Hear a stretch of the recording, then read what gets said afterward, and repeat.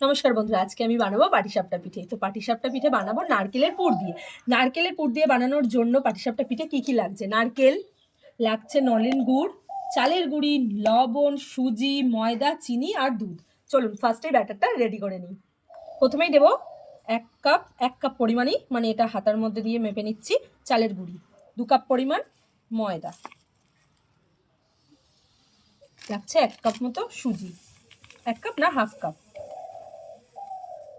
সুজি, সামান্য লবণ আর লাগছে চিনি। আমি গুড় দিয়েও বানাতাম, মানে একটু চিনি দেবো, একটু গুড় দেবো। এটাকে আগে মিক্স করে নেব।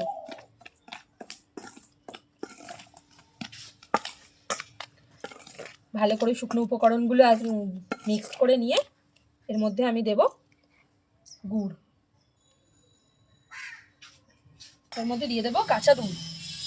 ব্যাটারটা একটু পাতলা করে গুলে নেব। আমার এখন এখানে মনে হচ্ছে যে একটু গুড়টা কম হয়েছে, তাই আমি একটু এর মধ্যে গুড় মিশিয়ে নেব। ব্যাস, মেন হচ্ছে এই ব্যাটারটা যত সুন্দর আর যত মানে ধৈর্য ধরে ফেটিয়ে যত এরকম হালকা পাতলা হলে জিনিসটা উঠবেও তত সুন্দর। ফার্স্টে নারকেল কোড়াটার মধ্যে গুড় দিয়ে মেখে নেব। ওফ, গুড়টার কি কালার! সত্যি গন্ধটাও দারুণ দারুণ। শীতকালে গুড়েই তো একদম রুটি গুড়ের সাথে সব কিছু ভালো লাগে। মুড়ি দিয়েও খেয়ে দেখবেন বন্ধুরা, আমি তো একটু মুড়ি প্রেমী। গুড় দিয়ে মুড়ি দিয়েও দারুণ লাগে।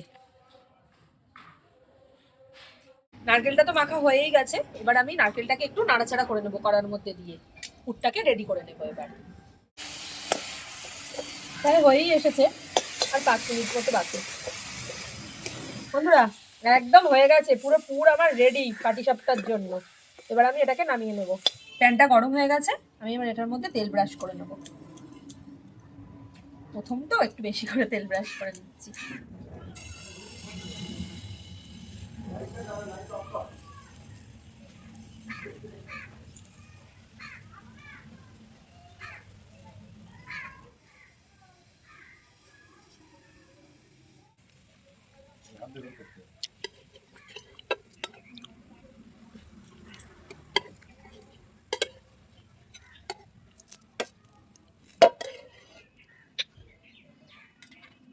তো বন্ধুরা রেডি হয়ে গেছে পাটিসাপটা পিঠে। কার কার ভালো লাগলো অবশ্যই আমাকে কমেন্ট করে জানাবেন, আর যদি ভালো লাগে তাহলে একটা লাইক, কমেন্ট আর শেয়ার করে দেবেন। থ্যাংক ইউ, আজকে এই পর্যন্ত।